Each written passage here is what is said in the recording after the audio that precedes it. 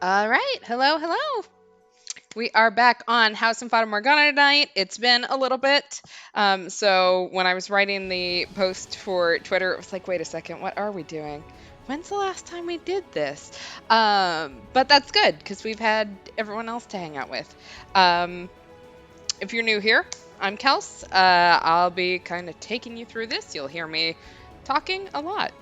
So, that's kind of all I've got. Let's go ahead and jump into the recap. And chat, I hope you are feeling better than, oh, what's the last time? Thursday that we chatted? But, hope you're feeling better.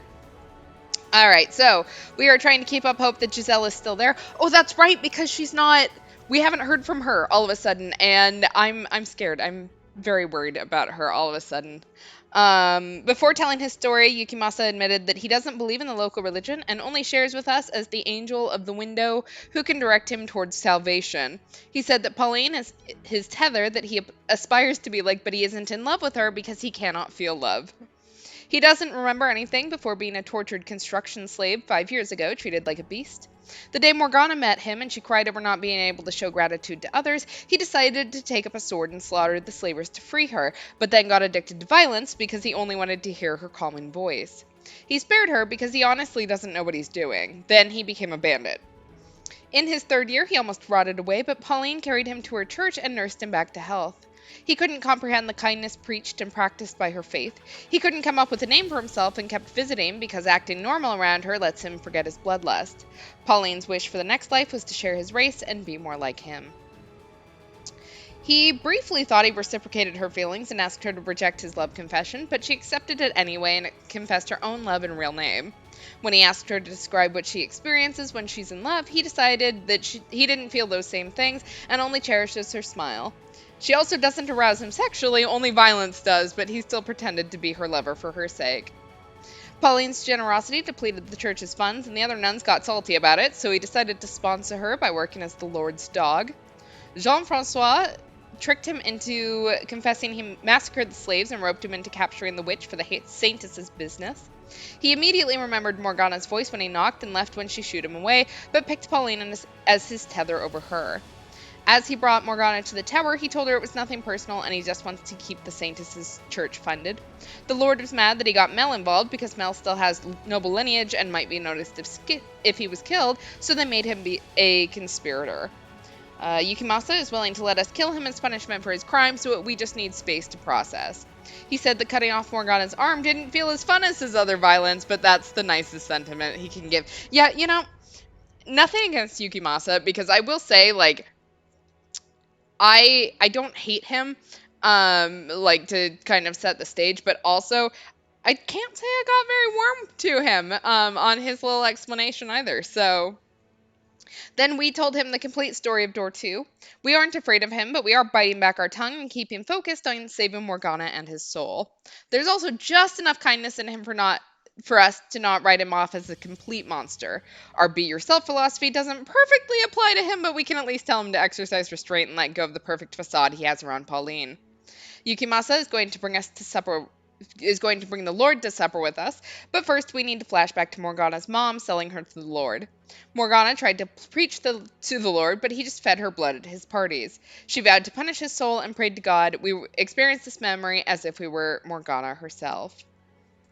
And I'm glad that you're not so bad that you need to imbibe saint's blood, and that you are improving. So hopefully you're on the up and up. All right. Oh, that's right. And we're about to go meet Maria. We're starting off stream with my favorite person. Oh, there you are. Thank God you came. Sneaking on the church grounds is a bit unnerving, so if you... Are you alright? Oh, that's right. We got beaten to hell. Like, 3 of our fingers are completely dislocated. Might be all of that. It's all of those fingers, I think, actually. I don't know where I came up with 3. We did not have a fun time, so... And we didn't... Like, there's no, like, magic here. We can't just, like, leave and come back and be like, yay, I'm fixed, I'm healed. So that's probably not going to help us out with the Lord. Oh, shit. You look like you just came back from the dead. I'm fine. Thank you for coming. Now, to continue our conversation from yesterday. Whoa, whoa, slow down. Who do you think you're convincing? You look about as fine as a fucking corpse. If you're not feeling well, we can always do this some other time. And whoa, what happened to your hand? It's a minor injury. Nothing of any significance. Seriously, who do you think you're convincing, man? I can get around just fine without a few fingers. You gotta take yourself into consideration too. You can only run on raw determination for so long. That's fair. We do know that Maria is duplicitous from previous stories, so she might be the real architect of Morgana's suffering here too. I am curious though, like assuming that what we saw in the bad ending, what last time, a couple times ago, where she admitted that Morgana was actually that she was part of the brothel that Morgana stayed at. I'm very curious about how much she actually knows. Because if she doesn't know anything, that all checks out. But if she does know something, I'm curious to see how this relationship actually ends up unfolding. And imagine how it makes me feel for a second, you asking to talk and showing up looking like that. If you want to get anything done, you've got to take care of yourself first. Head on back to your room and rest. Let's do this some other day, okay? When you're feeling, I don't have that kind of time. Noon tomorrow. That's my deadline. I have to take care of everything before then. I know damn well what condition I'm in, but that doesn't change what I need to do. Also, I'm kind of thinking through like, so everyone else so far that we have seen has some reflection of their wishes in their next life, right? Mel and Nellie are still brother and sister. Nellie is well in the next life, well, the next life that we saw, assuming that that's their next life. But it gets corrupted along the way, right, with Abby's involvement.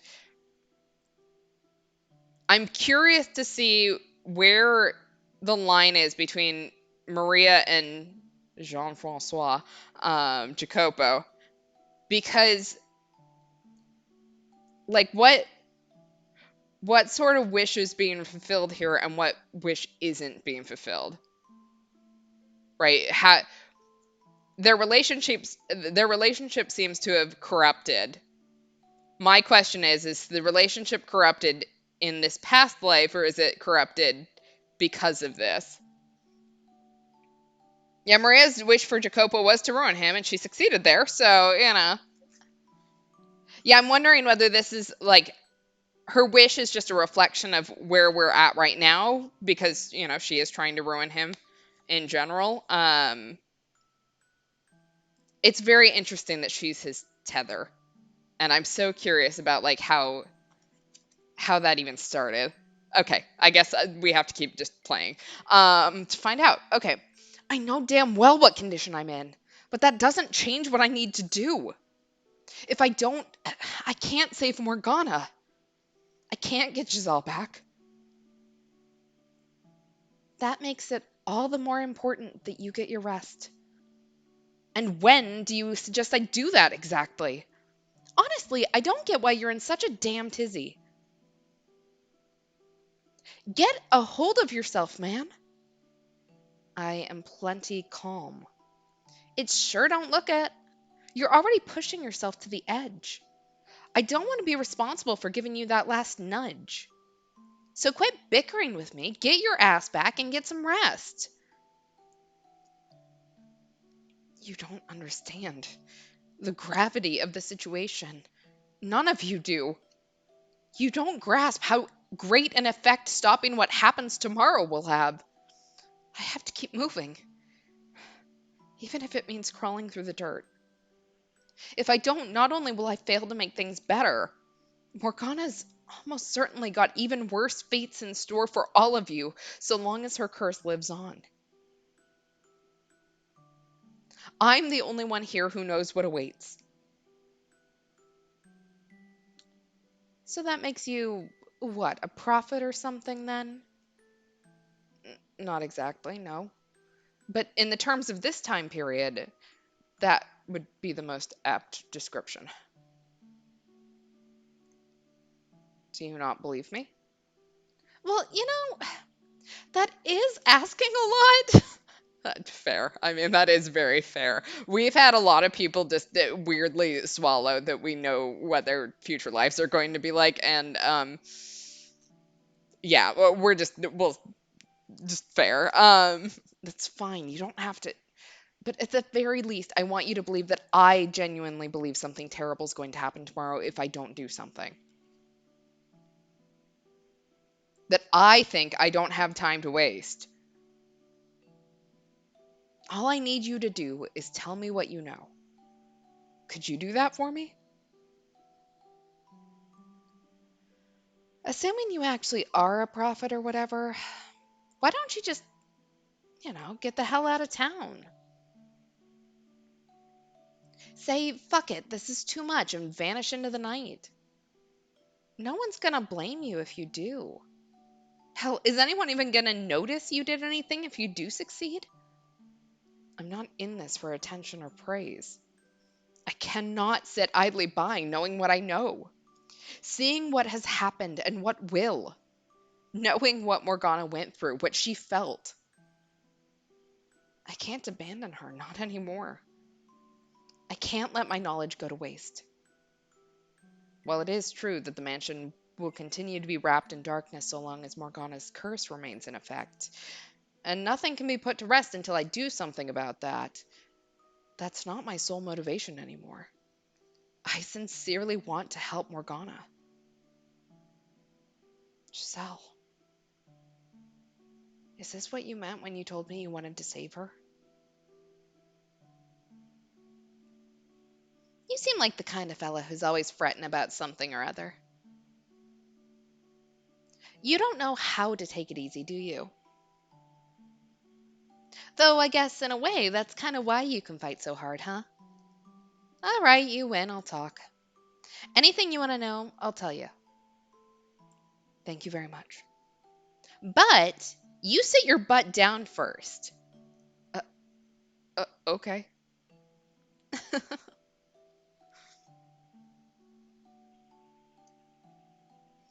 Morgana said that.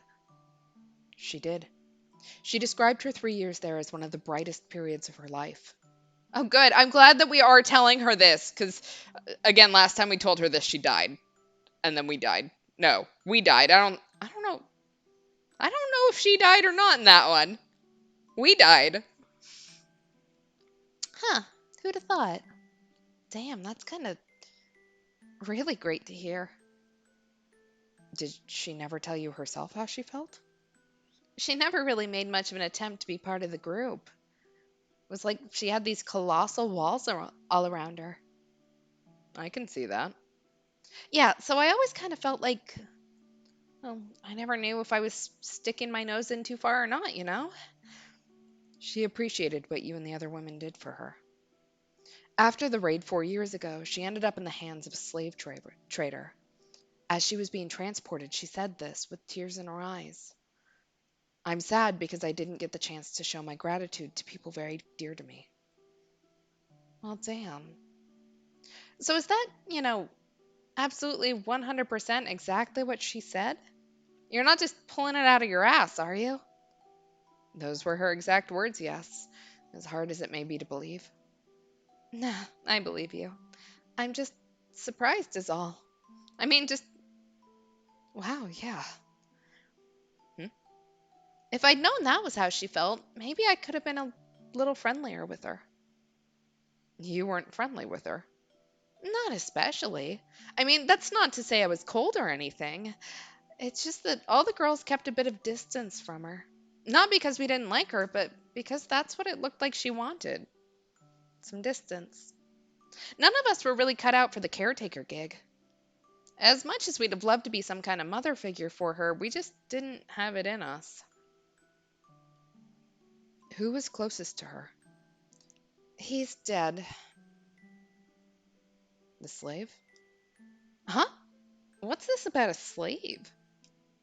There was a young man, a slave who participated in the revolt at the Lord's Manor, who saved Morgana's life. Ah, yeah, that's the guy. He was the closest of any of us to her, or at least he gave her the most attention. And he's 6 feet under. That's unfortunate. What can you do? People come and go. That's just the way of things. I thought that maybe if he were still alive, that would improve our chances of saving Morgana. Improve our chances? There's only one way about it. We smash the Lord's fucking skull in and take his key. That's not an option. Doing that will not alleviate her hatred. Would you be willing to accompany us when we go into the observation tower? Huh? Me? Why? I want you to be there to say something to her. I'll say whatever you want me to say once you've gotten her out of the tower. Don't you think being able to hear the voice of someone she cares for when she's finally set free would do more to pull her out of the darkness than anything else? That's all the more reason it can't be me. Why not? Like I've been saying, I was never that tight with her. I kept my distance. I can't do anything. Not with the reasons you've given me for why she's so full of hatred. I have no other options, though. Actually, well, I doubt this'll do much in the way of getting rid of her grudge. There is something I was supposed to give her, but never got the chance. Oh? It's nothing special, just a rinky-dink little necklace, but if you get the chance, would you mind giving it to her? If anyone, that should come from you. It's not from me. It was supposed to be from the slave. He got it for her as a birthday present, but that was the day the brothel got raided. So yeah, that's the story. Make sure she gets it, would you? Okay, I will. Thanks, man. Well, now that that's out of the way, I should split. Best of... There you are. I have no idea. Oh, there's... Hey, it's our girls. We are all... It's time for girl talk again. There we go. I may or may not have put the names of other lords on her letters. You weren't in your room. I was worried sick. What are you two doing here? You were going to talk to the Lord tonight, right? So, there's a chance you might be able to set the Saintess free. No way am I going to miss that. That's why you're here?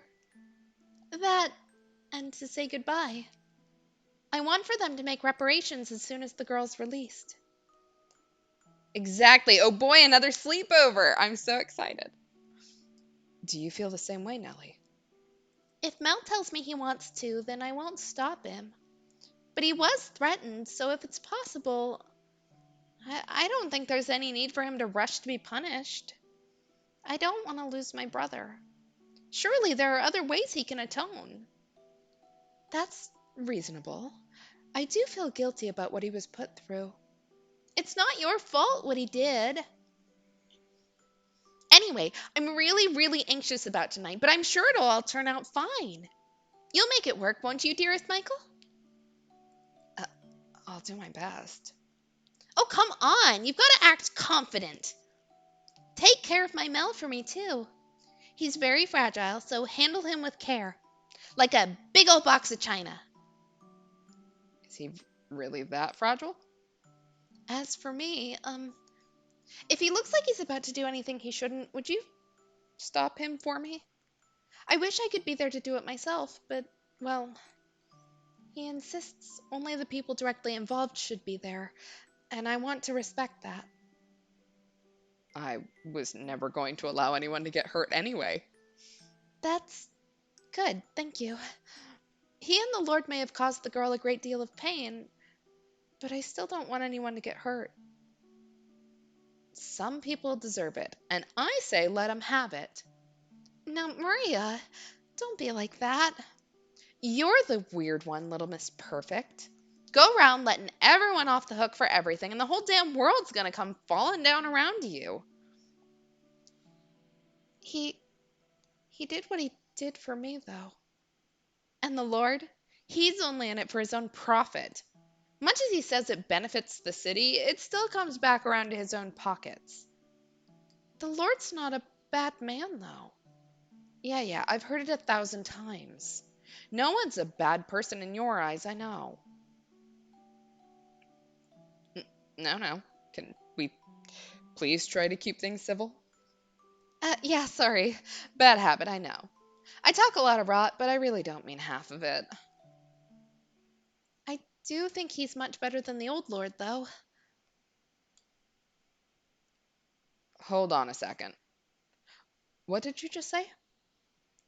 He's better than the old. When did the current Lord take his place? Uh, 4 years ago? What? Morgana was 9 years old when she was at the Lord's manor. 7 years ago. Maria, were you ever at the Lord's manor any time 7 years ago? Nah, I was never hired by anyone there. Then when she didn't have any interaction with the Lord 7 years ago. Ah, now it all makes sense. How did I not consider this possibility sooner? I know what kind of man he is, and I know the people he had around him. Maria, is the slave actually dead? If, oh my God, if that slave is Jacopo, not Jacopo, but Jacopo, um, what if the old lord is our dad or brother's previous lives? It's a possibility. Look, I don't know who all is connected here, but there's a lot of connections here, and my head hurts just a little bit. You'd better have a damn good reason for this. I came because you said you had something important to discuss. Now, care to tell me who the hell this white-haired man is and what he's doing here? You neglected to mention we'd be having company. I'm the one who asked him to arrange this meeting with you. And who the hell would you be? He's an angel. Or a prophet. What? To be fair, having these two as our wingmen is probably the worst case scenario. This is going to go so far off the rails just because these two are sitting here contributing. I'm calling it now. Like, did you both finally snap under the pressure? I'll leave it to you to decide what you think I am. I will say, though, that I know everything. I know you've got a girl in prison in the observation tower, and I know you're taking her blood and calling it medicine, passing it out at the church. Which one of you squealed? No one told him anything. He just knew. He knows everything, including my deepest desires and what happens in my next life. He's probably peering into your soul this very moment. You've completely lost it, I see. Well, how you got your information doesn't matter. All I need to know is this. What are you hoping to gain from it? Wealth? My downfall? What? Morgana's freedom. I want you to give me your key, and then I want you to tell me your story. I've come here from the future, from the world after Morgana's death. Her soul courses with hatred for the three of you, and she's placed a curse of eternal suffering on your souls. Where's Giselle to tell us that going at it this direction was a bad idea? Because I cannot imagine this is going to make a lot of sense to our eternal realist, Jacopo. Has everyone at this damn table gone mad? Did you seriously think I would believe that nonsense? Don't interrupt me. My objective is not so much to rescue Morgana's physical body from the tower, but to save her soul from an eternity of loathing. I can't achieve that on my own, however, because I am not from this time. I've had no direct interaction with her or anyone else here until just recently. In order to make her have a change of heart, I need to gather the truth from the people who are from this time. And I suspect that you hold the last piece of the puzzle. The biggest piece. That you have a far deeper connection with Morgana than anyone else here. No, I'm all but certain of it now. Your perspective is crucial to accomplishing my goal. Tell me your whole story, please. How you ended up capturing and imprisoning Morgana, what you thought and felt along the way. Your truth will get through to her, I know it. That will be the turning point in all of this. Her curse will be no more, and you will all be returned to the paths you were meant to walk. Everyone will have their salvation. Someone throw this madman out. I mean, that's true. We probably don't have much time, so tiptoeing around the matter probably makes the deadline tighter. But honestly, I probably personally would have started with, hey, everyone is going to die at noon tomorrow. Because going at this from the spiritual, we've got to save her soul, I cannot imagine is endearing us to him. I won't do it. Neither will I. Damned worthless curs.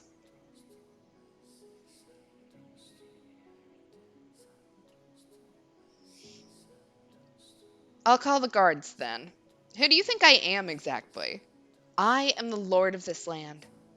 Under ordinary circumstances, I'd never so much as deign to speak with you, lowly peasant. Now get out of my sight, or I'll take it as an act of aggression and you'll find yourself without a head. In this room, right now, you're not a lord. You're a lone man. Until you hand over your key, we're not letting you leave. And you'll find there aren't any guards for you to call. Okay, you know what? I take it back. These guys, they're not bad wingmen. Exactly. Maria, get him. You're all alone on this estate. Your preoccupation with staying out of sight played right into our hands. Accept your defeat, Lord. We've already agreed to set the witch free. Cowardly worms.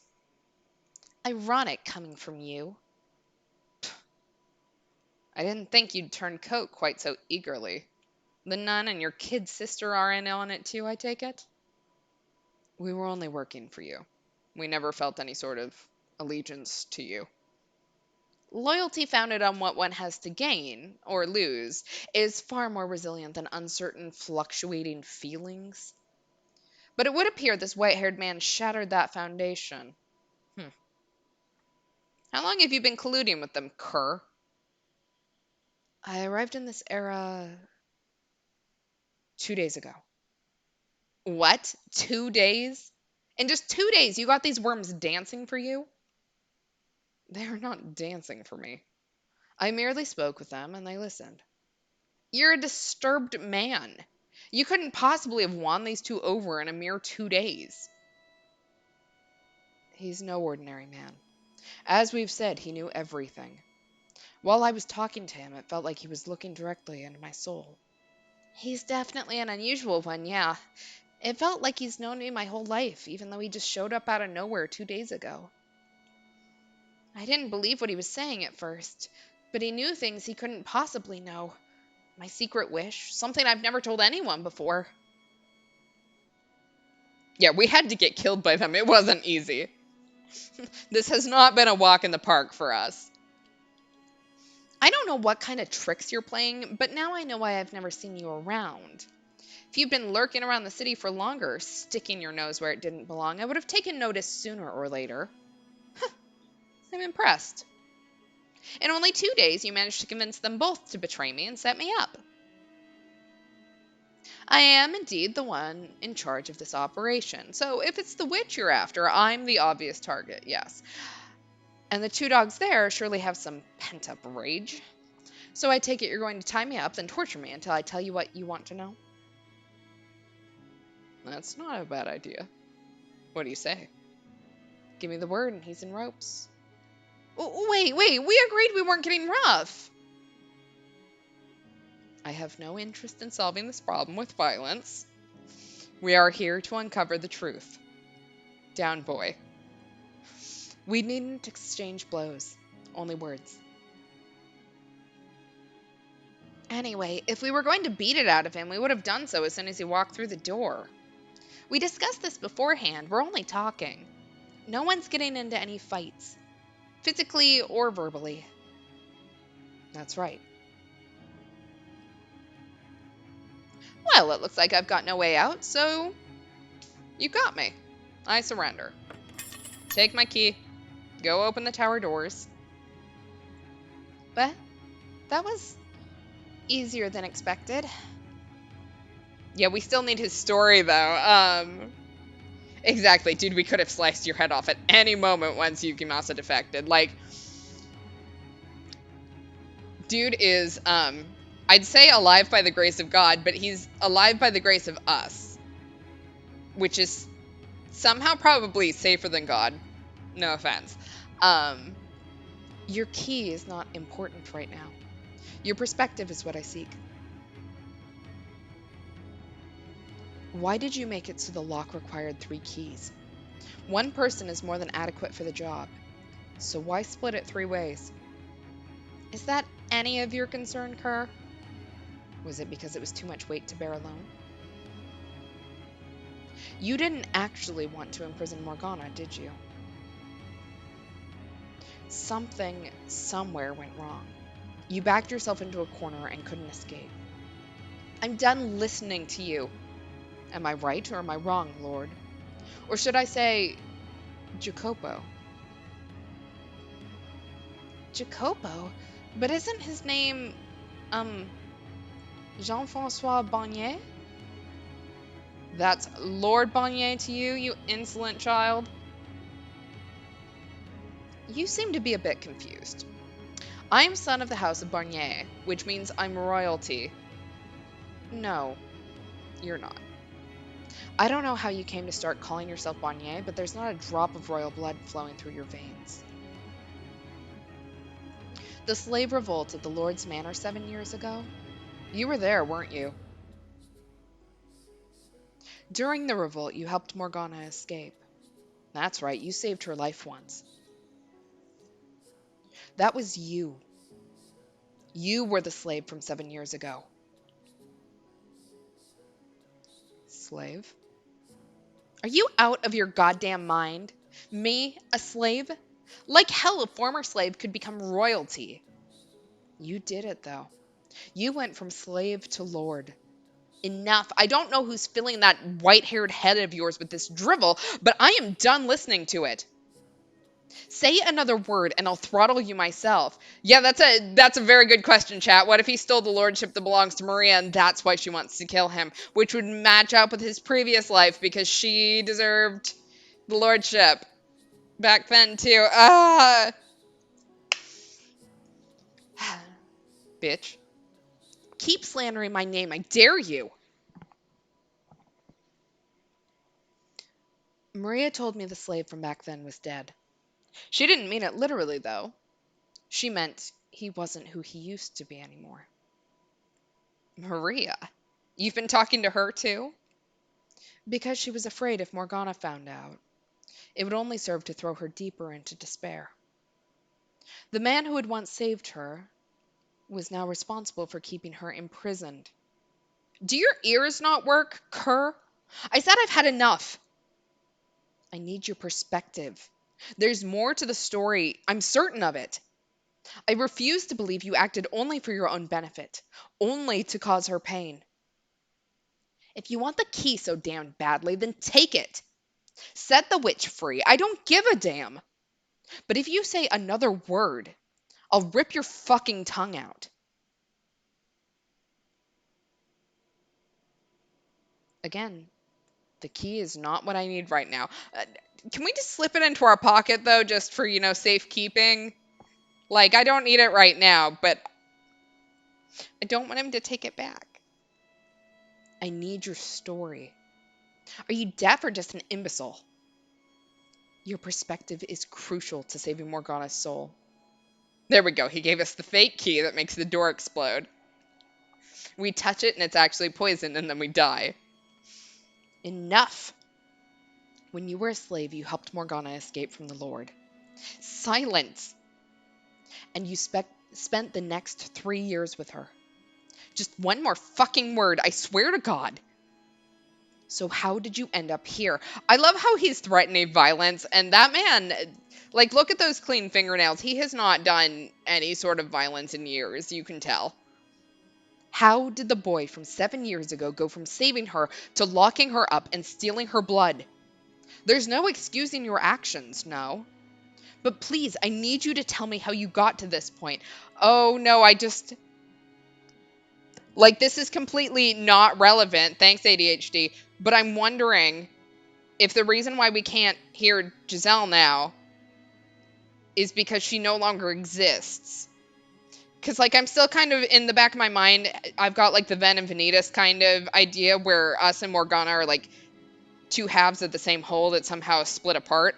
Morgana is the embodiment of hatred and evil and, all the things that she honestly should be. And then we are, this redeemed soul that needs to be, like, realigned. But the thing is that if we, like, come back together with her somehow, then we no longer exist later in history, which means that we never have our thing with Pauline.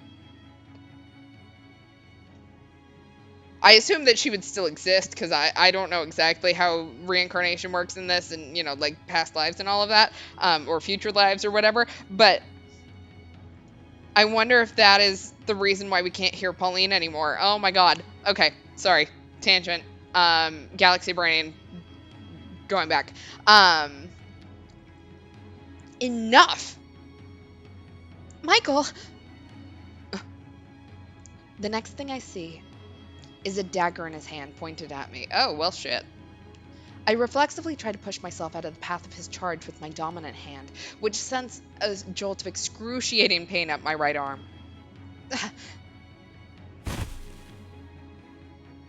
I hope you're right that this is a pocket dimension representative of the past rather than the actual past that can be changed. That would be nice. Fingers crossed for now. I'll rip your fucking head off. I mean, it seems more like you'll cut my fucking head off, but details.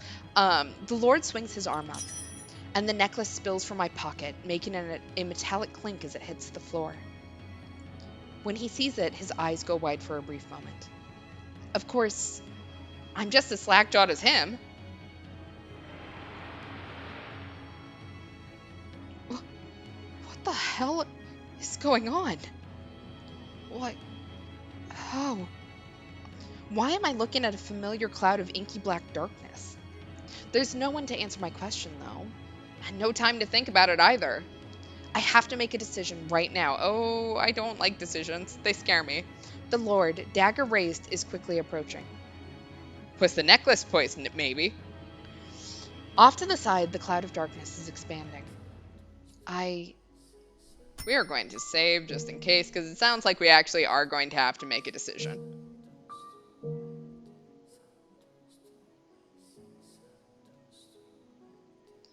All right, what are our choices?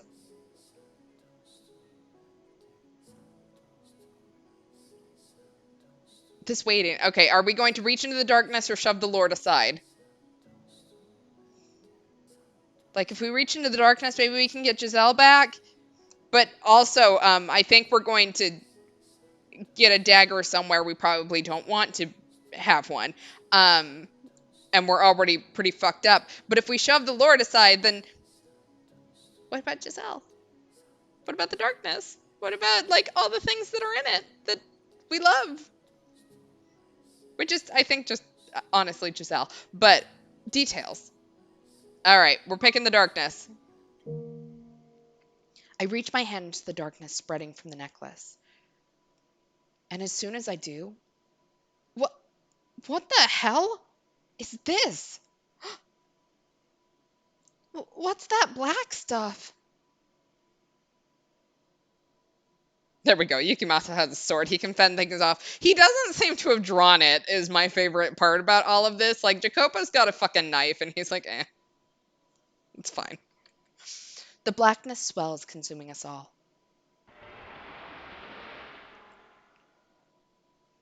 No, stop!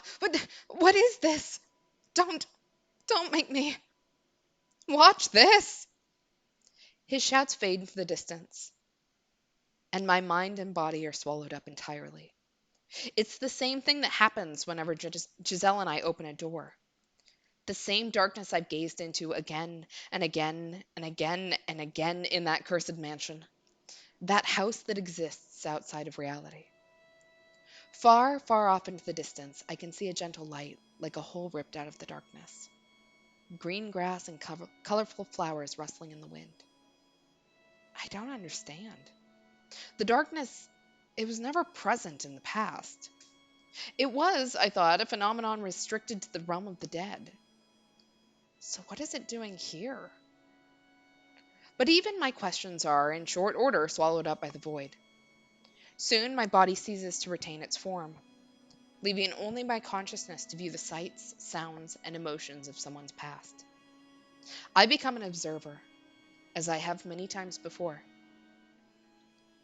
Yeah, Yukimasa likes violence, he's just watching. This is like a pay-per-view fight for him.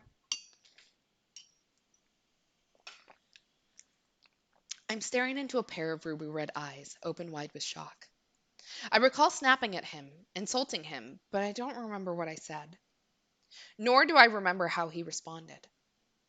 All I know is that a wave of churning blackness appeared out of nowhere, washing me away. I'm powerless, helpless, hopeless. My young mind sucked into it like a whirlpool. Young? My young mind? Oh, for Christ's sake. You have got to be kidding me. Why, for the love of God, why am I being made to look back at this part of my life? The miserable, stupid, fucking romantic I once was. Why am I turning back into the boy I tried so hard to forget? Where did this absurd black smoke come from, and why can't I get out of it? If it's that white haired man who's doing this to me, then he's not an angel or a prophet. He's the goddamn devil himself. But all my questions, my confusion, my frustration, everything that composes my present is superseded by that darkness, wisping away into nothing.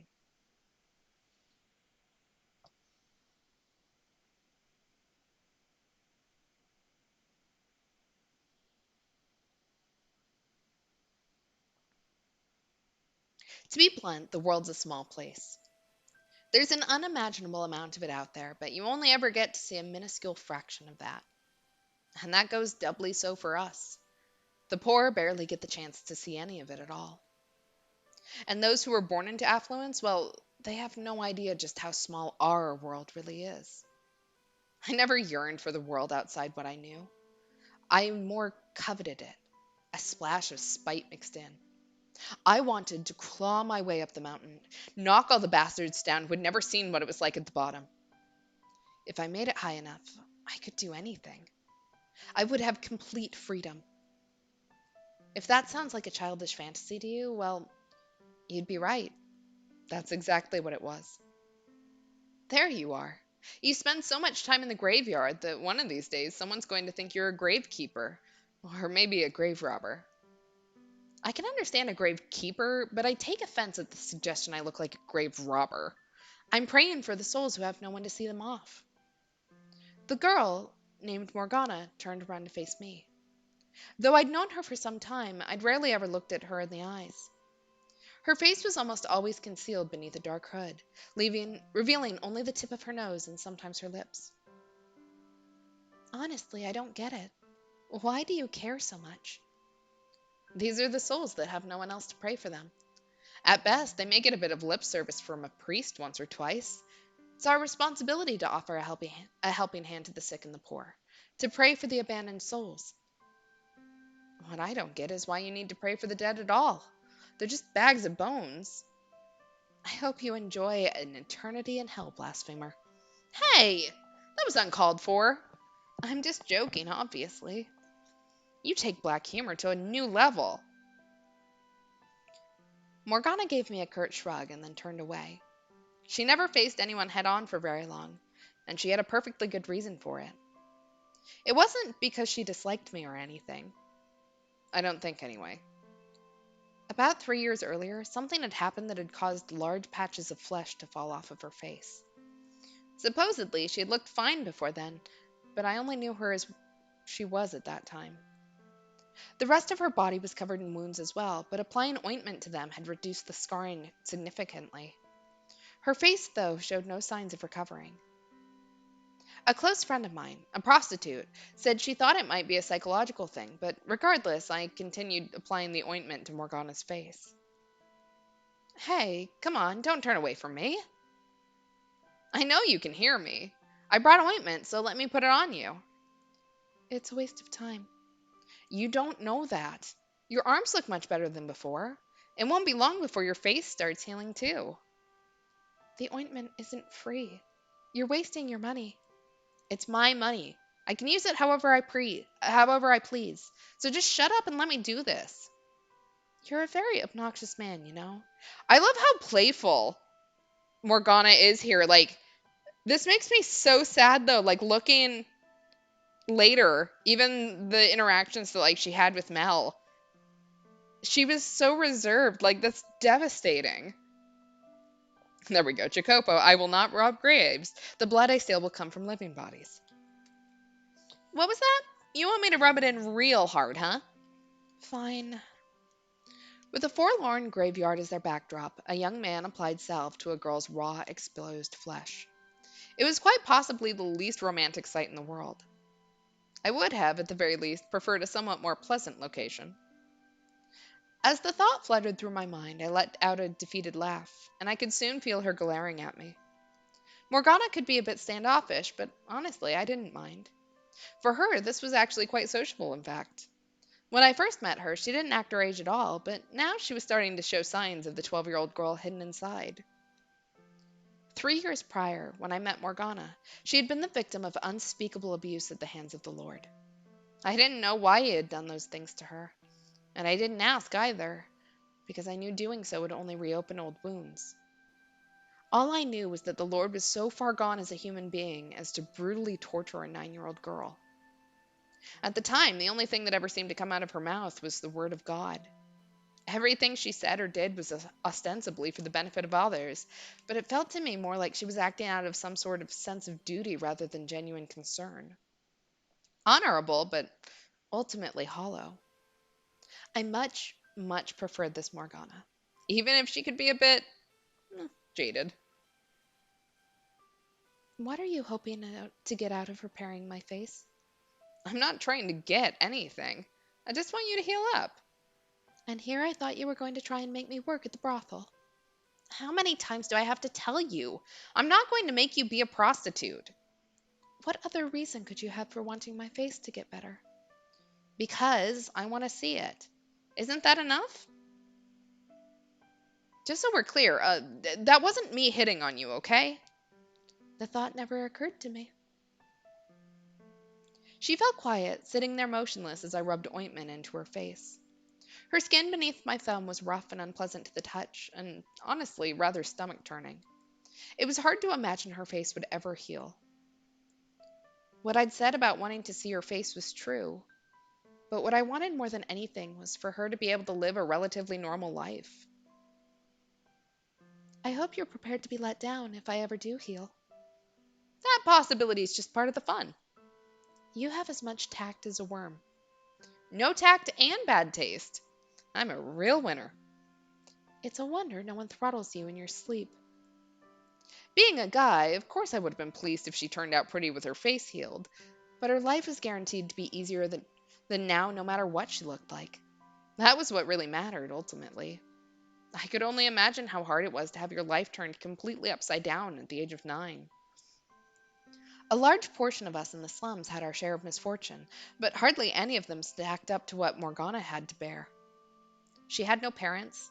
When I'd asked about her mother, she'd gotten cagey with me, so I assumed she'd been sold off. When I'd asked about her father, though, she just pointed up at the sky, which I took to mean he was dead. A young girl, no family, sent off all on her own to some strange land, somewhere along the line ending up in the Lord's cruel grasp. Misfortune felt like an understatement, if anything. That said, it wasn't just out of pity that I gave Morgana so much of my attention. The other reason, though, well, she'd probably go running if I told her. Hell, I wanted to hit myself over the head. I'll still be your friend, even if you turn out to be the ugliest girl in the city. You should be grateful. How is it you haven't managed to chase off everyone in your life yet? I act like a decent guy around other people. Do my best to fit in. Then why are you such a dolt around me? Just doing my best to fit in. So you're saying that this is my fault? Everyone could use a thorn or two. Makes it more exciting. You especially. Okay, that should be everything. Does it sting everywhere?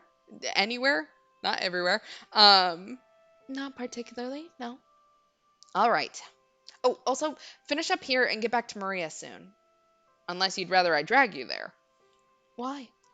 Seriously? It's your damned birthday, that's why. And? What do you think, dimwit? She wants to celebrate. Get back there soon, okay? I'm planning to drop by too. Okay? Okay.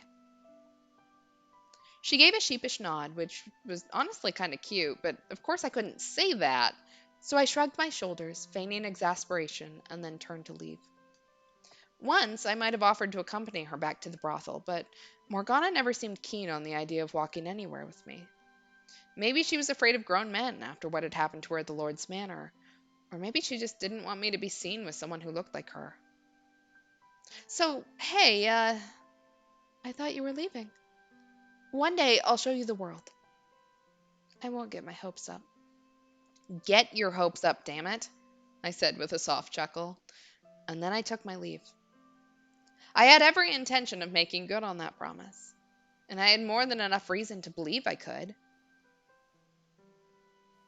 3 years back, there was a slave revolt at the Lord's Manor. That's not quite accurate, though, because while I was partly responsible for inciting the riot, I wasn't actually a slave. The local lord was spoken of, in whispers, as the second coming of the great tyrant of old.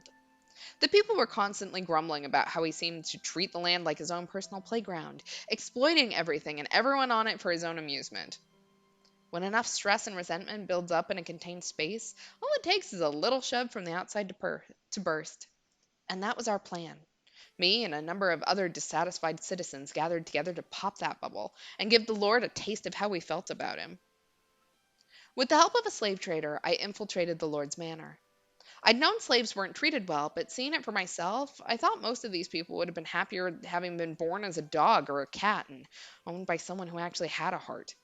It was revolting, a flagrant injustice. Broadly speaking, there are two types of people who see injustice in the world. The first are those who have everything, who sit unchallenged at the top of the world, looking down on the less fortunate with pity. The second are those with nothing, who wish to overthrow the entire system keeping them down. It should come as no surprise that I fell in the second camp. Once I was inside, I went around the manor telling all the slaves about our plan. Most of them had long since lost the will to fight, but with enough assurance that there were people on the outside ready and waiting to help, glimmers of hope started to return to their eyes. Finding out they weren't alone, that they weren't helpless anymore, had an incredible effect on their morale. And once the slaves were convinced, the revolt began. It ended up being much larger in scale than I had imagined, and many lost their lives in the process, but the majority of them managed to escape. Naturally, the slaves couldn't stay in the city, so I directed them to people waiting outside who would take them to another city or a neighboring country. I had neither the money nor the power to guarantee them a good life on the outside, but that hardly mattered to them. Everyone was sure that wherever they ended up would be better than staying, and I prayed that would be the case. It was during the revolt that I saved Morgana. I would have sent her off somewhere else like all the other slaves, but she was in so dire a condition when I found her that she could hardly even move on her own. She had been sapped of all of her willpower. So I brought her to the brothel, where a friend of mine worked, and asked her to take Morgana in. My companions and I reveled in the revolt's success. It wasn't enough of an accomplishment to have any real political implications, but we still felt like heroes. Drunk on victory, we started talking about going bigger, starting a full-on revolution. Once the elation passed, though, we realized there wasn't much more we could do. Even if we did manage to start a large enough uprising to kill the Lord, we were only peasants. Not only did we not know the first thing about ruling, the other counts would never acknowledge our authority anyway. We'd pretend to be in control until the next in line showed up, and that would be the end of that. So we just ended up sitting on our thumbs. No way to do anything about our discontent. Skip forward to about a month before Morgana's birthday. One day, a middle-aged woman approached me. I'd never met her before, but she had wavy hair that reminded me a great deal of my own. Looking me straight in the eye, the woman said, I was once a maidservant for the Barnier estate. They've done their best to keep it secret, but I had a child with the previous lord. And that child is you. The revelation came completely out of the blue. According to her, I had royal blood, and if we could convince the lord of that, I would become royalty. Furthermore, she, as my alleged mother, could return to her old life at the manor. The woman urged me to take action, to meet the lord, reveal my lineage, and no, reclaim my rightful place at the Barnier house. I would no longer be a poor peasant living in the slums. I would have a comfortable life. I obviously wasn't going to agree on the spot. Her story was so blatantly dubious, I needed some time to think on it. If she was telling the truth, though, it could transform our revolution from a dream into a reality. We wouldn't be restricted to inciting inconsequential uprisings. I could seize power legitimately and make some actual change. So I asked the woman to give me some time to consider. Exactly, just kill the counts that didn't accept your authority. Like, if we're gonna do a revolution halfway, like, we might as well go the entire way, right? And that's a good question. Is the child him or Maria? That's a very good question. Have you decided what you're going to give her? That was the very first thing I heard when I stepped through the back door of the brothel. Maria, a short, blonde-haired prostitute and good friend of mine, flashed me a devilish smirk. I bought a necklace, as per your suggestion. Girls appreciate that sort of thing, don't they? Most do. Me, I've got a taste for knives and other such pointy things. I doubt she has much interest in those, though. Sometimes I wonder if you're actually a girl. Anyone could see that Maria and I were close, but our relationship was strictly platonic. Of course, given her line of work, it was unavoidable that people thought otherwise. And honestly, it irritated me every time someone suggested we were anything more than friends. People have this annoying, short-sighted tendency to assume that just because a guy and a girl are friendly, they must be intimate. It didn't matter that she was a girl. I only thought of her as a friend, and best I could tell, that's all she thought of me as well. Yeah, the souvenir childhood bullets. Maria and I first met when we were children. Even at that age, she was already a prostitute, myself a petty thief. We were both incredibly lucky to have survived to adulthood with only ourselves to watch each other's backs. It's possible the only reason either of us maintained the willpower to survive this long was because we had each other to bitch about life to when things got bad. So, is today the day? Are you finally going to tell her how you feel? Excuse me? Tell her how I what? Don't be coy. You know exactly what, and it's about time you manned up and told her. I think you've got a better chance than you think. Do I need to remind you how old she is? 12 as of today. Practically an adult. I was knee-deep in dick at that age. That was a very weird sentence to have to say out loud. Holy shit. Holy shit, Maria. You've not had a good life, honey. You're comparing her to you? The longer you hold off saying something, the more difficult it becomes. Break a leg. Party's gonna be in the back, so there won't be any customers around to interfere. All right. I chewed over what Maria had said as I watched her disappear down a brothel corridor. She wasn't wrong. She wasn't overanalyzing. I did, indeed, have special feelings for Morgana. Women seem to have this strange, somewhat terrifying ability to read people's minds, and Maria was a prime example of that. I had never once so much as suggested to anyone that I might think of but Maria had somehow managed to pick up on it almost immediately. Fortunately, she didn't seem particularly bothered by the fact, though if anyone else were to find out, I can only imagine the looks I would get. I mean, Morgana was 12, and I was 20. Holy shit, man. I was 22? Oh my god, okay. I was thinking this was cute, like maybe he was like 16 or so. Um, oh my god. Oh, I don't even want to know how this ends. I know how it ends, obviously. It ends with her getting fucking locked in a tower, so I can't imagine any of this goes well. Yeah, Maria, why are you encouraging this? To be fair, it sounds like Maria's had a pretty shit life too, so like, I don't know, maybe she thinks it'll help. That wasn't normal. I've never felt this way about anyone else that young either. Any other girl Morgana's age just looked like another kid to me. So why was she any different? She was covered in scars, and every other time we met, she would tell me to go to hell, and she refused to walk anywhere with me, and no matter how much ice I broke, I could never seem to get all the way through. Yet still, the world felt like it was just a little bit better a place when I was with her. It made me want to see her smile, no matter how grotesque her face. How would I even go about saying it, assuming I actually did? Even if your face still isn't healed in 4 years, I'll take you as my lifetime partner, Morgana? God, no, that's terrible. There has to be a better way to put it. Now I was getting stressed out, and it was all thanks to Maria. This was supposed to be a day of celebration, not of fretting over stupid personal matters. Not long after I arrived at the brothel and made my way to the back room, Maria and a handful of other unoccupied girls showed up. Morgana, who was supposed to be the guest of honor, was even more reticent than usual. The prostitutes chatted amongst themselves about work in unabashedly graphic detail, trading info on which customers were good and which customers were bad, all the while Morgana looking incredibly uncomfortable. You guys think you could maybe change the subject? Like we have anything else to talk about. Making the birthday girl want to hide in a corner defeats the whole purpose, don't you think? Oh no, don't mind me. I don't have anything I want to talk about, Morgana said in almost a whisper, her head downturned. At least eat something then. The cookies are barely sweetened and dry as rocks, but they're edible. Jacopo, you little bitch. You've got some stones to shit talk my cookies to my face. Stop it, Maria. Stop throwing things at me. The other girls cackled as Maria and I bickered. Hoping it might have elicited a reaction from Morgana as well, I snuck a glance over at her, but she remained expressionless. You are right about one thing, though. This is Morgana's day. So, let's change the subject, Maria said with a little laugh, having hurled everything within arm's reach at me.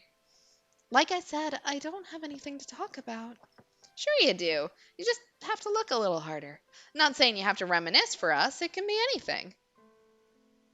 Let's see. Here's an idea. Are there any guys you've got your eyes on? Maria! I spewed my tea all over the table. There is. And then I started choking. What? Seriously? Holy shit. Who is it? Tell me, who's the lucky guy? God. Oh, no. Even I feel bad for Jacopo here, and that's very hard to do here. Everyone fell silent. Maria gave me a sympathetic look, and I knew exactly what she wanted to say. Sorry, kid, you ain't got nothing on God. Asshole. If you're gonna dream, dream big, right? Yeah, I get where you're coming from, pining after the all-powerful, all-knowing God. I'm with you. You bald-faced liar. The grass may be a hell of a lot greener up there, but it's a bit far, don't you think? You're better off settling for the weeds down here. Did she just imply I'm a weed? Maria looked over and gave a wide grin at the sight of me grinding my teeth, then continued, Say, the young man over... Wait, stop right there. Don't say another word. Whoopsie. Me and my big mouth. I almost did my job for you. Your job for you. Damn it, Maria. This was not good. Like hell I was going to let her corner me into saying it here. I stole a glance at Morgana, but her gaze was locked on her knees. I couldn't see what, if any, kind of reaction she was having. Morgana, what she was trying to say is that um, I have to go. What? I have to go to the bathroom. Sure. Yeah, we as Michael can sympathize with Maria trying to make you look like a pedophile. This seems to be a recurring thing for her. So she's got one joke and she uses it a lot. Morgana got up from her chair and left the room in silence. I imagine I was making a rather flaccid expression because as soon as Morgana was gone, Maria began cackling like a madwoman. My reply was the nearest object, courtesy of my throwing arm. Loser. How hard is it to just say it? It would have been easier if you hadn't just cornered me like that. You think I believe you would have done it without a little nudge? I would have. Eventually. Eventually ain't gotta cut it. Now's the right time. And don't worry, me and the girls won't make fun of you for getting your rocks off to little girls. I mean, you should. Maria, you should. That's not the reason I like her. Besides, I would wait at least 4 years before. Doesn't mean you can't tell her now. I think it'd do her wonders, really. She's, well, you know. So I think knowing someone cares about her will lighten the load a bit. Okay, so she is coming from a good place. And to be fair, we are talking with a girl who, as a 9-year-old, was already a prostitute. So I can imagine age and ages of consent get a little fucky in her head. When she comes back, give her the necklace and tell her how you feel. And if she turns you down, we can all have a good laugh about it. Maria and a few other girls chuckled. As uncomfortable as she was making me feel, she had a point. Regardless of whether Morgana reciprocated my feelings or not, there was a good chance that just putting them out there would help in breaking down the walls she had built in her heart. And maybe one day, I would actually be able to see her smile. I'll do it. I'll tell her.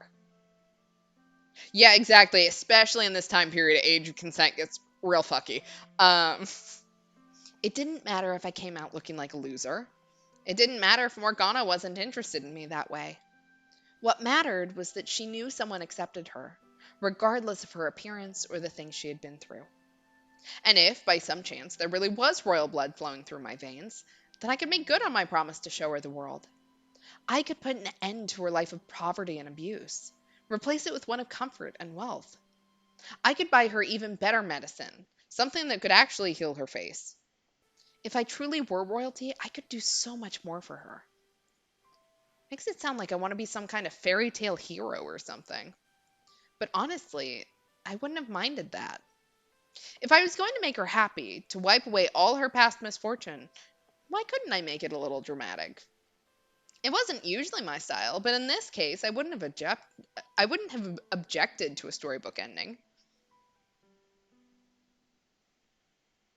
This, though, no, this wasn't the kind of story I was hoping for.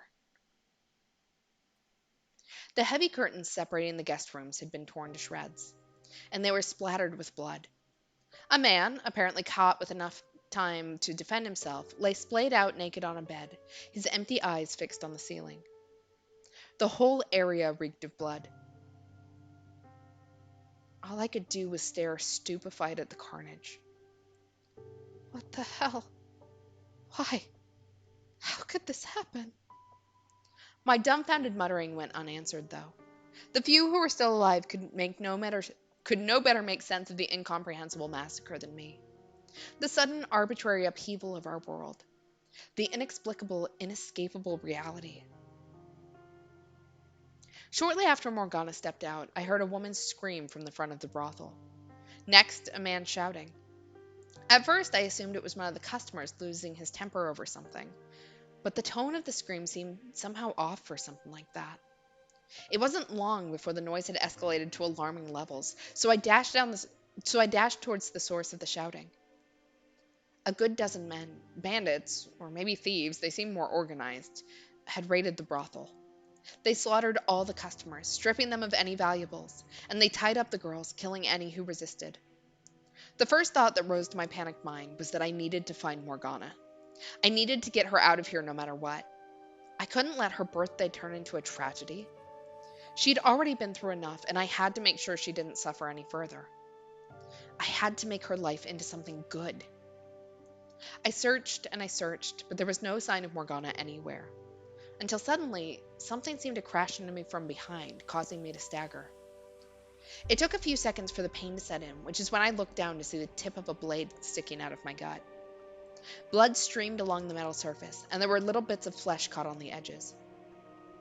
I turned around just in time to see the man holding it kick me away. And before I had time to process what was happening, I hit the floor and lost consciousness. If I were a hero, I could have surely eradicated all the violent intruders in the blink of an eye, saving everyone. Protected that which I wanted to protect. Not had to lose anything. But I was just... I was a mere boy. A weak boy, helpless against a few robbers. A useless boy, unable to protect anyone. When I woke up, Maria was kneeling over me, sobbing. No sign of the tough, foul mouthed girl I knew. Aside from her, there were two other girls also crying, leaving only four survivors.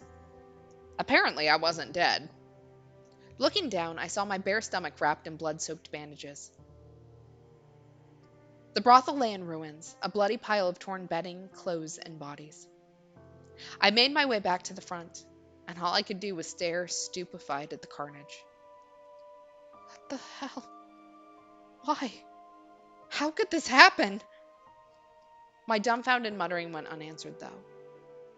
Maria stood beside me, quietly rubbing in her trembling arms.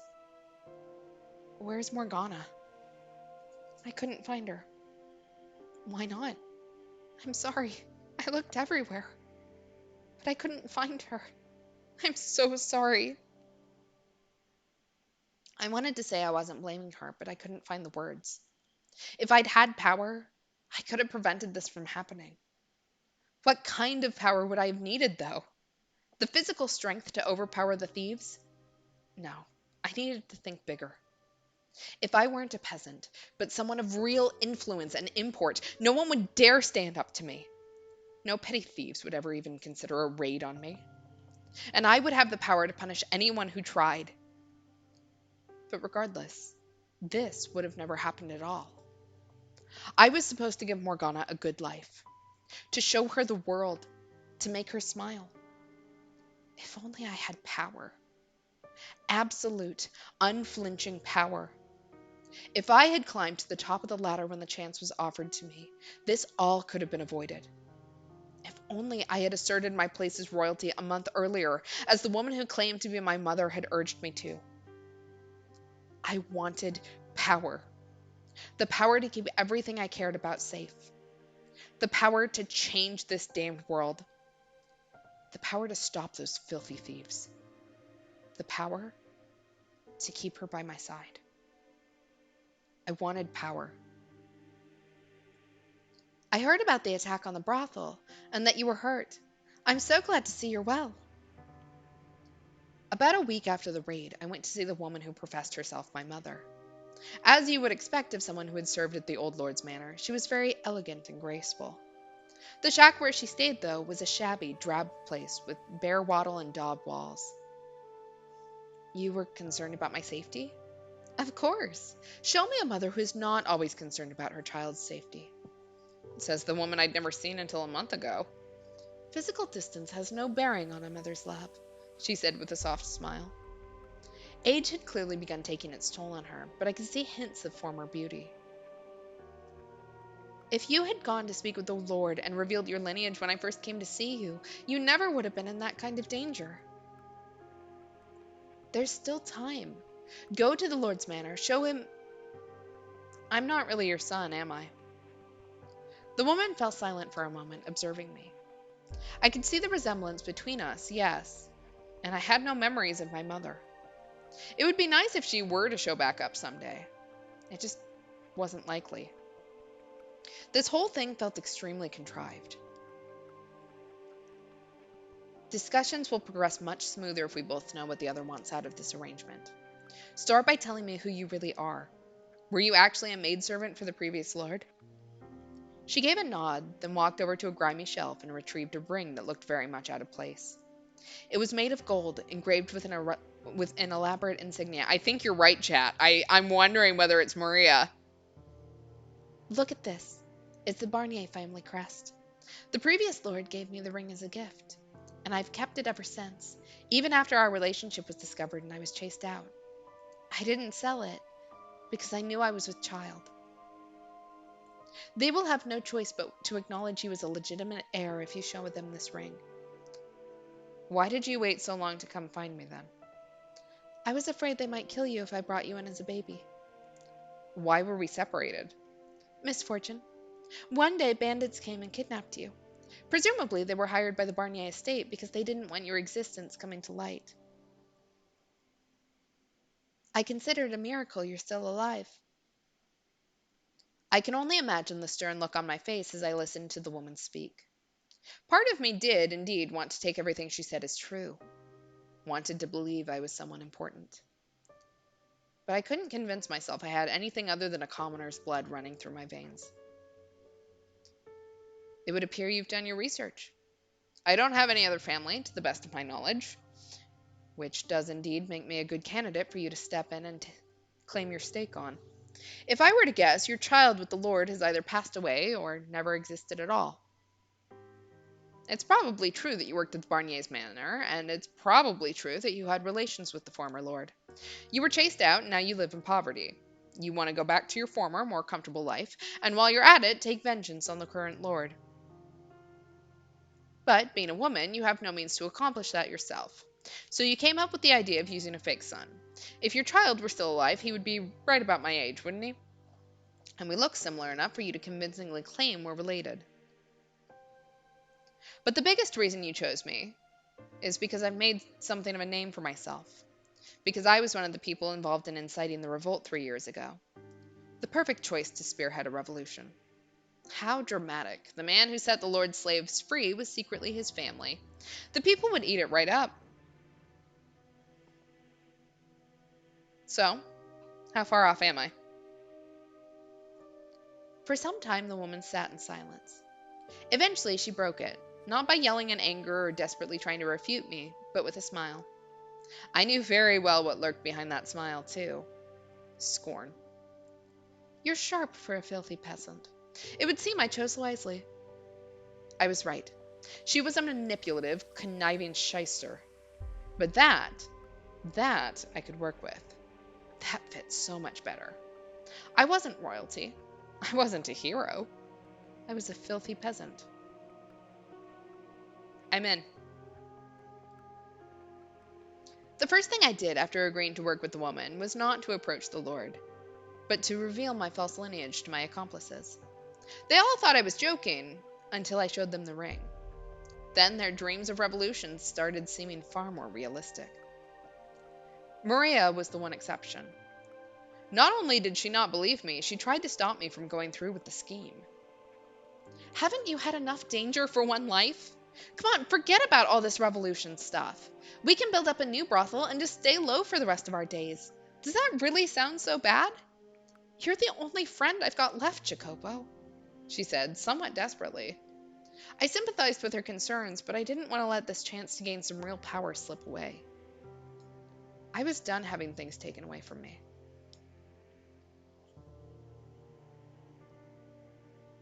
Hear me, my fellow citizens, who live in suffering at the hands of your supposed lord. Within me flows the blood of the previous lord. I am the rightful heir. Behold the Barnier's golden ring, proof that I am of noble birth. Victims of this terrible tyrant. The time has come to start anew, and I shall be the one to lead you down that path. The poor, the hungry, the deprived. All of you stand with me. Exactly. Come on, dude. That ring doesn't even fit your finger. Not like mine. It's the ring. It's like the glass slipper, but it's the ring. My call to arms stoked the flames in the people's hearts. When the assault on the Lord's manor began, they were an inferno of righteous justice. No one was thinking straight. I was about the only one with something resembling a clear head amidst the chaos. If I were really a hero, then I would have rejoiced in that glorious day, that momentous turning point in the city's history. I would have been honored to have led the charge. But this was all about one woman's avarice and desire for vengeance. This was all about one man's lamentation of his own weakness. I wasn't motivated by any desire to help these people. The Lord, backed into a corner, begged for his life. I decapitated him, then held his severed head up for the people. Their cheers and shouts filled the air. As I watched them rejoice, I wondered, was this the future that awaited me? Would the people come after me next? Was my head going to be in one of their hands one day? Well, Maria's hoping for it, so... The king and the other counts acknowledged my royalty, though it was less because I had the Barnier's ring, and more because they thought that was the best way to that was the best way to prevent things from getting any messier. So, with their approval, I formally became the Lord of the land. I also assumed the former lord's name, because despite his reputation with his people, it was a name people knew, and that one held far more clout than my own.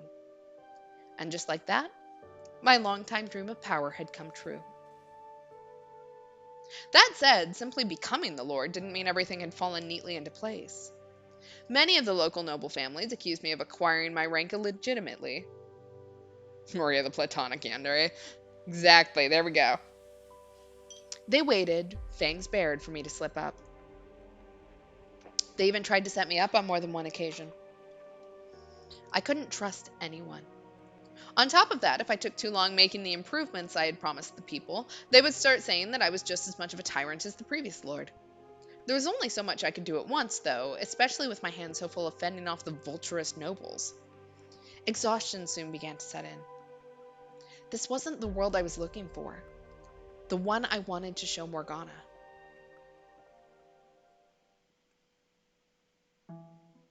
It was the day after draining day of betrayal, constantly having to look over my shoulder, fighting to meet unrealistic expectations.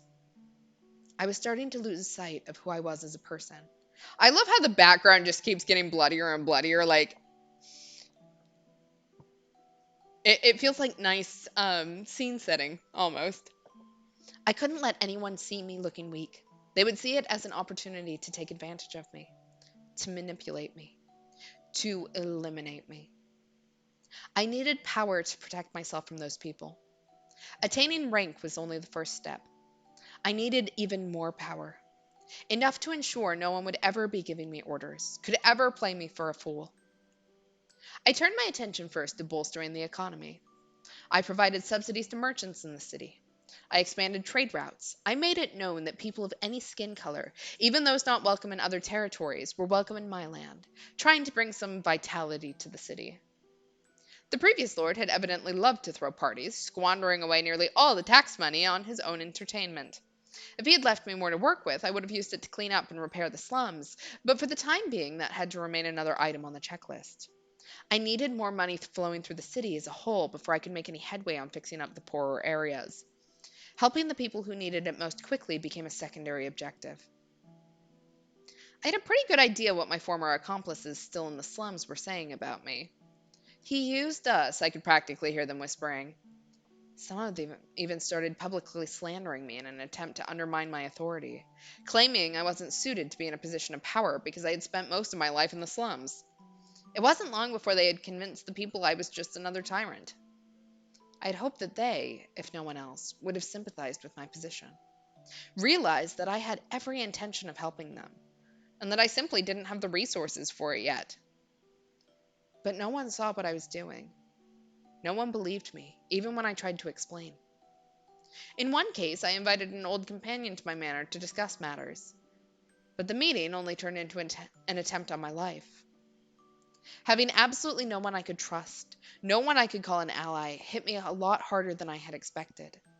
It twisted my worldview beyond recognition. I had no need for sympathy. I couldn't show care for anyone, otherwise someone would inevitably use it against me, old friends and strangers alike. In fact, those who knew me best, those who were aware of where I had come from and what I had been before, were the ones who fought the hardest to tear me down. Rules needed to be created, punishments established. I couldn't allow anyone to take this power from me. Anyone who so much as suggested I had come from the slums, anyone who dared disrespect me, had to be eliminated. All threats exterminated before they could reach me. Somewhere along the line, I had lost sight of my original dream. Lost all my desire to do right by the people I cared about. Hell, I didn't have anyone to do right by anymore. Why did I need to climb to the top of the ladder? So no one could kill me. Why did I want money? So no one could mock me. Why did I want power? So no one could oppose me. 4 years passed, and I found myself in a very, very distant place. Miracle blood? Sounds like a sham to me. You never know. They say the sound of her first cry brought rain to the land where she was born, saving the whole village from drought. And they say her blood has the power to cure any disease. One day, a curious rumor came to my attention. the kind of whispering I usually wouldn't put much stock into. It was said that there was a witch living in a cottage by the lake. Few had ever seen her face, but they claimed she had the same voice as a girl who had supposedly performed miracles several years earlier in a faraway village. The people loved their stories of heroes and miracles, and if I could show some support for the churches, then maybe people would stop complaining that I was focusing too much on the economy. So I devised a plot to capture the witch and make use of her miracle blood. I would establish a new church, have it be run by a nun the city had been fawning over for some time. They called her the Saintess. There, I would take the witch's blood and call it a miracle medicine, distributing it in exchange for tithes, which the people would certainly come in for droves. And if the blood somehow did happen to have special powers, then that would make the scheme that much more effective. I'll worry about the veracity of the rumors later. Right now, all I want is for you to capture her and bring her to me. I was too busy to handle capturing the witch myself, so I went and found someone to handle it for me. He was a former slave who had several years back massacred an entire carriage of slaves and the slave traders transporting them. Obviously not an upstanding citizen, but there was little doubt he would have any trouble apprehending a single witch. The biggest reason I chose him, though, was because he was enamored with the nun. I honestly thought it was rather hilarious, a murderer falling in love with a nun. I had been expecting the man to object, but he agreed almost without hesitation. There was a mansion on the outskirts of the city, which the previous lord had built for himself and gone unused since his death. It was there that I decided to keep the witch, and it was there I decided to establish the church. The nun would have ample space there to provide temporary shelter to the sick and needy. I thought, with what little remained of my conscience, that I was doing the right thing. If one witch, probably an old woman at that, was all it cost to accomplish such good, then a worthy sacrifice it was. In an ideal world, it wouldn't matter young or old. A human being was an unacceptable price for anything. But this was far from an ideal world. So I decided that taking what little remained of this woman's life was the best. No, the only acceptable course of action. She would probably despise me for it, but I would gladly accept her hatred in exchange for the benefits her blood would bring the city. It's our responsibility to offer a helping hand to the sick and the poor, to pray for the abandoned souls. Morgana's words from years back popped into my head. I believed that, as aggressive, self centered, and utterly lacking in compassion as my methods may have been, I was following that mantra. I was offering a helping hand to people who needed it in the only way I knew how. I wasn't so dense as to think she would approve of me making an old woman pay the price for my charity, though. Doing this made me no better than a thug. But everything has a price. For every extravagant feast held, a dozen people go the night without food. That's simply the way of the world. I was no god. I was no saint. I had blood on my hands. I was a villain. I knew no way to accomplish good without doing bad. After the swordsman departed, I took some time to myself. I filled the goblet with water, smelled it, then gave a bit of it to my pet dog before gulping down the rest of it. Well, I guess that's a poison checker. Exactly. Good motive, still a loss. Are you still out there somewhere, Morgana? What would you think of me if you saw what I had become? Several days later than originally planned, the swordsman finally arrived at the mansion. I had chosen the observation tower on the grounds for the witch's prison, and it was there that I waited for him. He showed up with a burlap sack swung over his shoulder, setting it down on the ground and saying, "There's your witch." I could only hear muffled grunting from inside the sack, but it didn't sound like an old woman inside. The man's clothes and the bag both reeked of blood. "Tell me you didn't harm her, dog. I smell blood." "You only instructed me not to kill her. Mistakes were made, limbs were lost. You know, normal shit. I cleaned up all the blood I got on me. No one suspected anything. That you were able to immediately recognize it as the smell of blood says quite a bit, Lord. You have killed before, haven't you?" "Enough yapping. She is alive, yes?" "Of course." I felt a tinge of guilt for the woman, but it didn't last long. Her role in my scheme, and the fate that awaited her, was the same, regardless of the condition she arrived in. I tossed my gaze from the man to the bag. He crouched down to untie it, revealing a young girl with one arm severed. As soon as I saw her, I knew exactly who the girl was. But why? What was she doing in the bag? Why was she the lakeside witch? What was she doing here? Why was she so pale and shaking? Why had I ordered her captured? How could I have done that? How could I have let this happen to her? Morgana. My voice was hoarse and rattling. She looked up at me, her face just as disfigured and hideous as it had been 4 years before. My mind flashed back to her birthday, to when I had considered offering to take her as my lifetime partner if her face hadn't healed in 4 years' time. Is that you? Her question yanked me out of my memories. You. You remember me? Did Morgana remember me? The 3 years we had spent together. What kind of person I had been. The boy who had refused to give up putting ointment on her face. Those horribly unromantic encounters at the graveyard. Her taking shots at me taking shots at her. All that time we had shared. How could I ever forget? Morgana. She remembered me?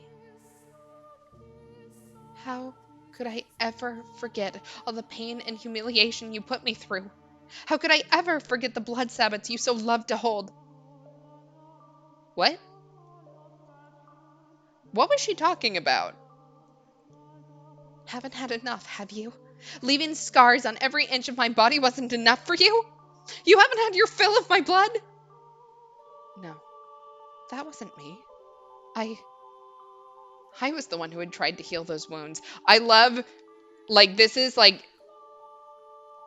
the epitome of the him becoming like the former lord, like the whole cycle not being broken. I love this.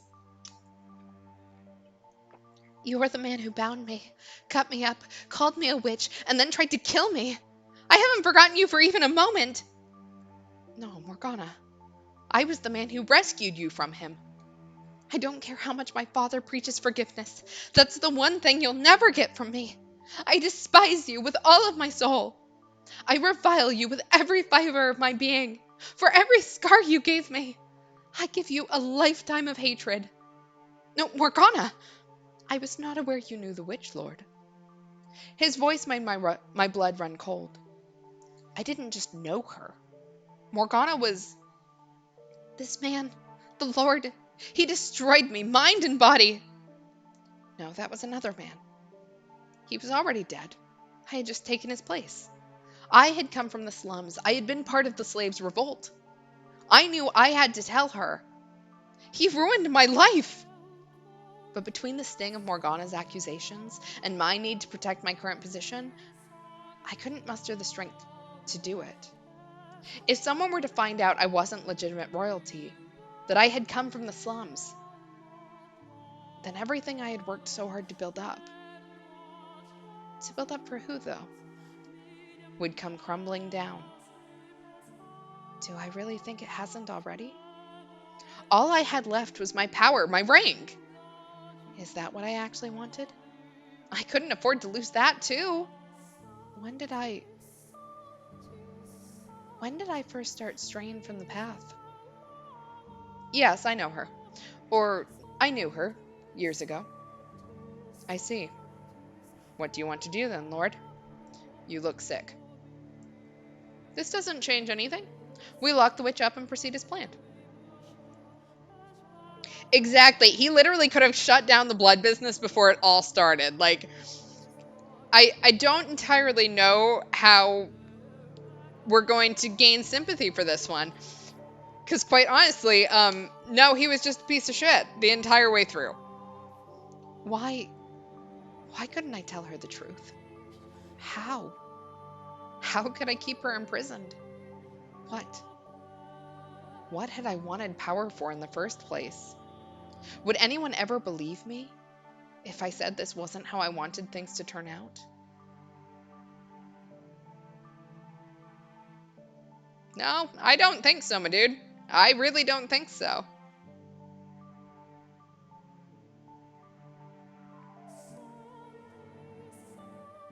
Yeah, currently the audience is not believing you. The audience is sitting here going, oh my God, really? Would anyone ever believe me?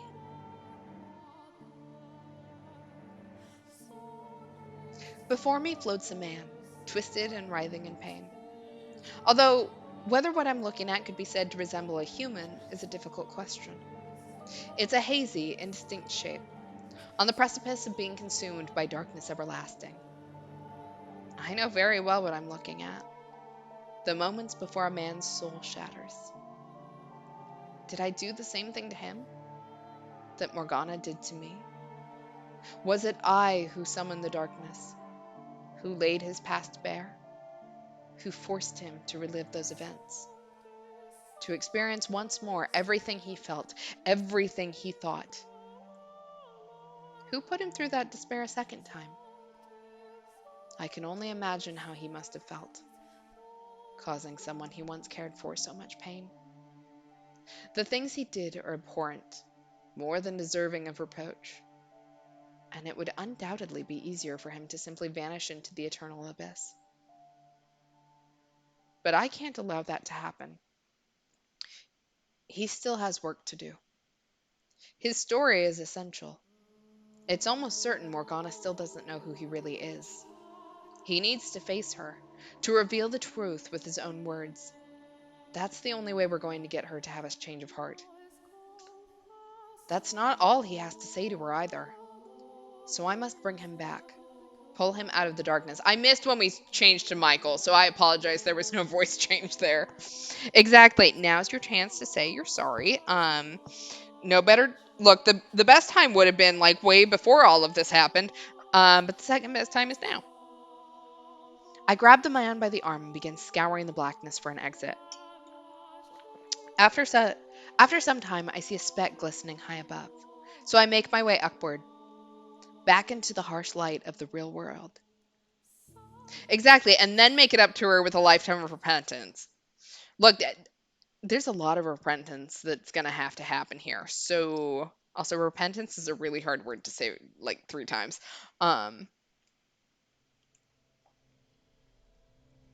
The darkness parts, and we reemerge in the dining hall. The man is still straddling me, dagger held above his head, just as he had been before our trek into his past. His eyes are open wide, and his hand is trembling. A few moments later, his fingers go slack, and the blade slips from his grasp, piercing the wood floor by my face. Hey, what was that? I swear I saw some kind of black cloud or something. What happened to you two? Neither of you saw any of that? Saw what? If you didn't see anything, then don't worry about it. The necklace, that must have been the key to unlocking his memories. Like when I touched the mirror in the mansion. Exactly. Get off, dude. We aren't into guys. I forgot for a second, like, canonically, we actually aren't into guys because I sat there and went, hey, speak for yourself, and then went, oh, wait. No, we had that scene already. Whoops.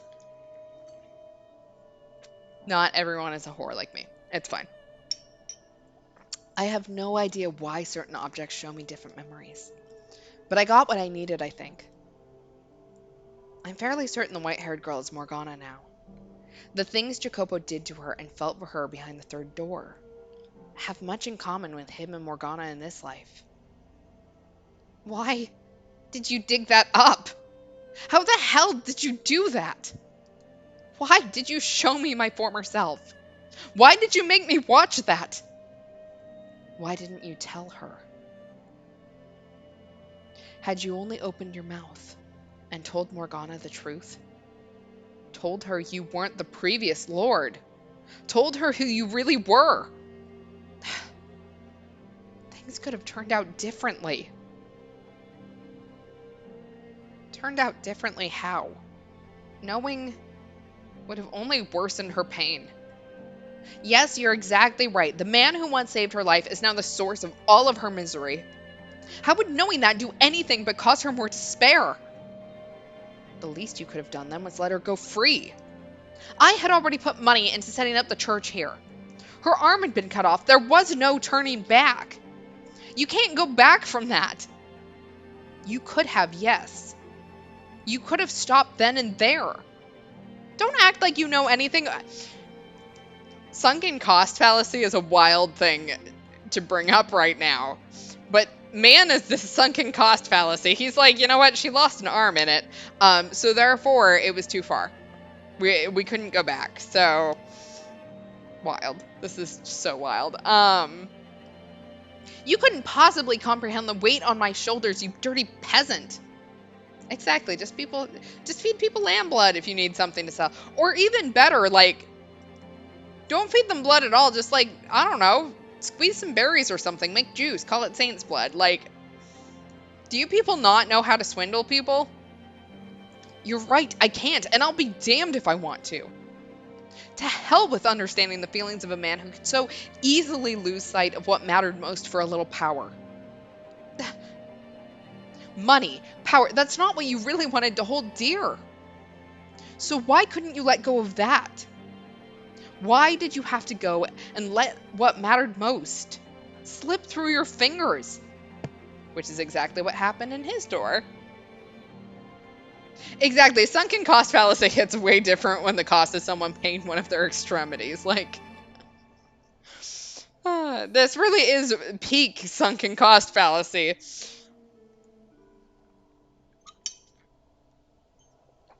Had you done anything, it wouldn't have had to come to this. I couldn't have people knowing where I came from. I needed wealth, rank. No, you didn't need any of that. Do you have any idea how much Morgana treasured her time with you and Maria? Do you know how she described that period? As one of the brightest chapters of her life. Those 3 years she spent at the brothel until it was attacked. She said that was where she learned how to find joy in life. Enough. She would never say any of that. Why do you refuse to believe me? She never opened up to anybody. That's all just your fantasy. What you want to see in her. You're trying to convince me of something that was never there. No, I think he's right, Lord. I believe she did feel that way. The day I killed that carriage full of slaves 4 years ago, the girl you're talking about, she was there. What? That can't. And she said this to me before I began my massacre. I'm sad because I didn't get the chance to show my gratitude to people very dear to me. She was crying as she did. So that's who she was talking about. It was you. There's no way. When exactly did the brothel attack 4 years ago take place? It was the winter. I see. Winter 4 years ago is when I met the girl too. That reminds me. She mentioned something unpleasant happening to her 4 years ago during one of our conversations. That she was forced to part ways with the people who taught her that humans are capable of kindness. She was talking about you.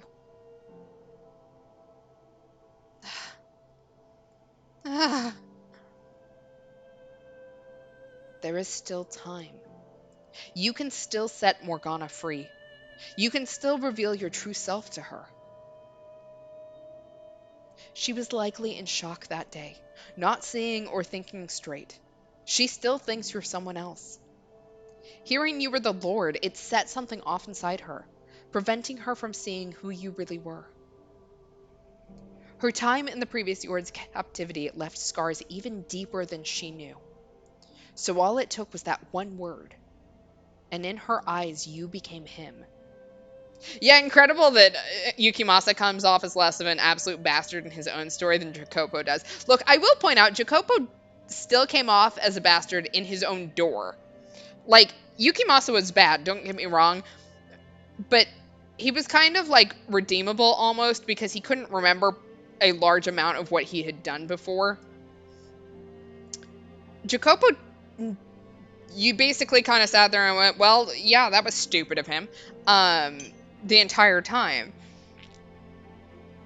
I do wonder, considering the fact it didn't get brought up in his story, the whole detail of Maria and the third door actually being the legitimate lord there, I'm wondering if that is more um, cruel irony almost, or whether that is actually going to come up in the future. There we go. Yukimasa has the excuse of being an abused neurodivergent minor. Jacopo's just weak-willed. 100%. This man got some power and got drunk on it, and, well, has refused to see sense ever since.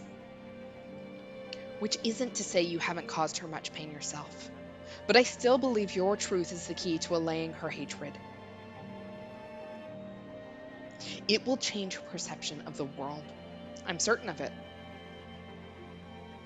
So please, release Morgana and spill your heart for her. I was planning to end it all with the Harvest Festival. Hey, so was she! What? I was already planning to set her free then. I knew damn well it was much too little, much too late. But I needed an excuse to face her. Some occasion to give me that last nudge. So I told myself, that's going to be the day that's when I'm going to do it. But you had to show up out of nowhere, digging up my past, throwing all my plans out the window. Yeah, well, you still think I'm the reason your carefully laid plans fell apart? I'll let her go during the Harvest Festival. No, buddy. Holy shit, you're not listening to us. Tomorrow she goes free. Tomorrow is too late. What? How late is it? It's less than 24 hours, my dude. Just let her go now. What else are you expecting from her? Oh, maybe, yeah, for a second I thought he said the Harvest Festival is him planning a mass suicide. Well, no, kind of. Not meaning to, but kind of, that's the effect. What difference does it make? When the bell tolls noon on the day of the Harvest Festival, Morgana dies. I've had more than enough of your so-called prophecies. I'm done. Why do you still refuse to believe me? I'm not making anything up. I'm from the future. I know how this ends. Having an occasion and a plan can certainly make it easier to take action, but you can't just wait for the right occasion for everything. Sometimes, if you don't act on something as soon as you've decided to do it, you'll miss your chance. In your next life, you make the same mistakes. You lock someone up that you care about, eventually causing her to break down entirely. And you're so fixated on waiting for the right occasion, you completely destroy any chance of salvaging anything. If you're set on releasing her, then release her. Is he convinced of some of this stuff because Maria again? I don't think this is Maria's interference on this one. Partially because it does kind of seem that, like, she knows who he is, but she doesn't seem to have access to him. Just based off of some of the earlier things that she has said. So I'm guessing that she's one of those that kind of got lumped in with the whole, you can't speak of my past thing. That didn't get helped out when he went into power. I could be wrong here, but I know that Maria was an antagonist previously, but I think part of that was everyone that Jacopo cared about turning on him. I think, maybe. I don't know. I could be wrong here. Jacopo! Stop being so damned fixated on your occasions already. Enough. Damn you. You're right. You don't have to tell me I'm being a fool. I'll do it. Right now, I'll do it. I'll release her.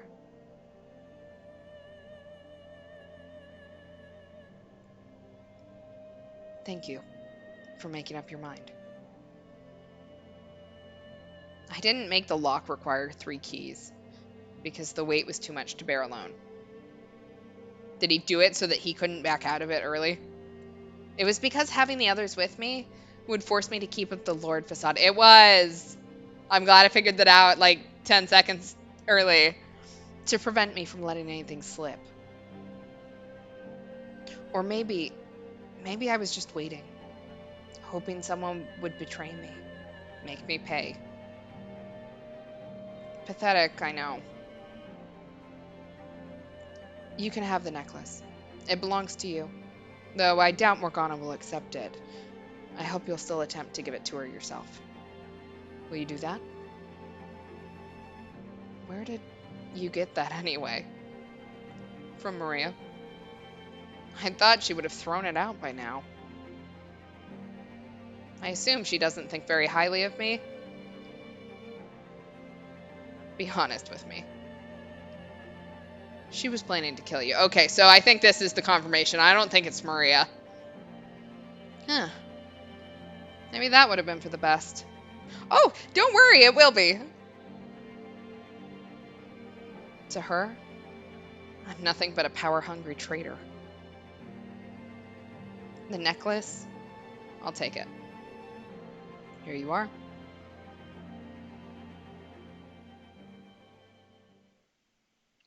When he takes the necklace, Jacopo looks as though he's on the verge of tears. Whether from the pressure of not wanting to lose face, or simply because he's no longer able to, he doesn't actually shed any, though. The other two just stand and watch him quietly. Neither of them saw the vision of his past, but they don't pry either. Our exchange was probably sufficient to give them an idea of what happened, even if they don't know the details. Clutching the necklace in one hand, Jacopo takes up head of the procession to the observation tower. And I think this is a good place to end. Because we're gonna save Morgana. In theory. We've done it, maybe. I don't know if we actually have. I'm scared. But we're getting somewhere. The door's gonna open. Who knows what'll be on the other side? What'll really suck is if we open the door and she's already dead. Like, I don't know what to do with that then. But I have this sinking feeling that this is not going to be the victory that we think it is. I don't know. We'll find out. So next stream is Tuesday, 10 o'clock Eastern, 7 o'clock Pacific. I am trying to think if I have any announcements, but I do not believe that I do yet. No, I think we're good. There we go. We open the door and Giselle's there. Look, that would be best case scenario, kind of. I don't. I had a thought. I think it was yesterday, because occasionally I think while I vacuum, whether it's actually like, I've had the Ven Vanitas idea, but what if Giselle is also part of that? But then we get into some weird self-cessed things, and I don't know what to do with that. So, we're dropping it for now. All right. Yeah, so Tuesday, next stream, and I don't have any announcements. Hope you feel better soon, and we will be back Tuesday. Thanks for hanging out. Have a good night. Bye.